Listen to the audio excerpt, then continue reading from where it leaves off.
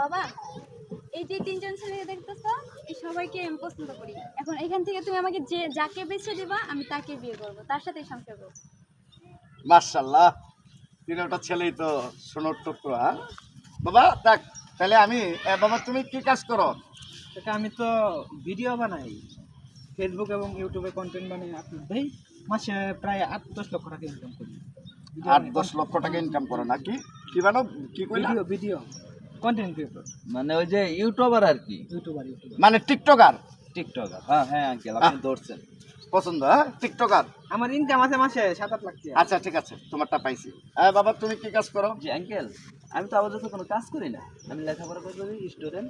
তবে আমার বাবার অনেক জমিন আছে, এরপরে থাইল্যান্ড 2টা বাড়ি আছে, বাংলাদেশে 25টা বাড়ি করছে।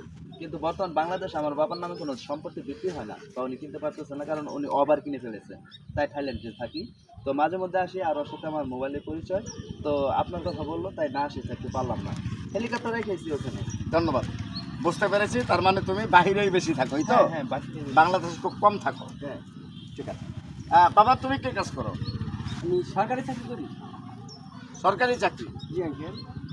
আচ্ছা ঠিক আছে ঠিক আছে, অনেক ভালো লাগলো। একটু চশমাটা খোলো দেখি।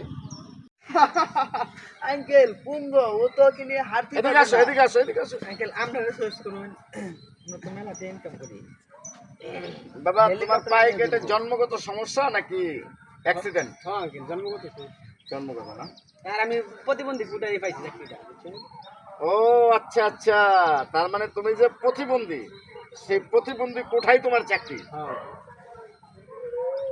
আচ্ছা এখন তুমি বলো, 3টা ছেলে আছে, তবে এটা আমার কাছে একবারেই অযোগ্য। কারণ এটার যেহেতু প্রবাসে সারা জীবন থাকে, ও তোমাকে সুখী করতে পারবে না, কারণ ও বিভিন্ন নারীদের সাথে সঙ্গ দিবে, এটা আমি স্পষ্ট।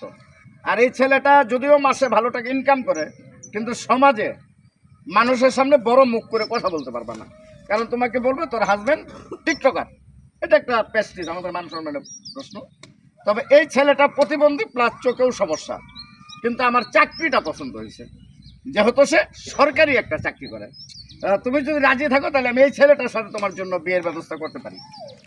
আব্বু আমি রাজি। আলহামদুলিল্লাহ। বাবা তোমার আব্বু আম্মুকে নিয়ে আগামী শুক্রবার জুম্মার নামাজের পরে বাড়িতে চলে আসবা, ঠিক আছে? আমি তোমার বাবা মার সাথে কথা বলবো। হ্যাঁ ঠিক আছে মা, চলো। আচ্ছা তোমরা একটু চা খেয়ে যাও, আসো বাসে আসো, আসো। ওকে আঙ্কেল, খুদা হাফেজ। নকুর, অপমানটুকু না করলেও পারতা। হ্যাঁ আচ্ছা বাবা আসো, তুমি আমার সাথে আসো।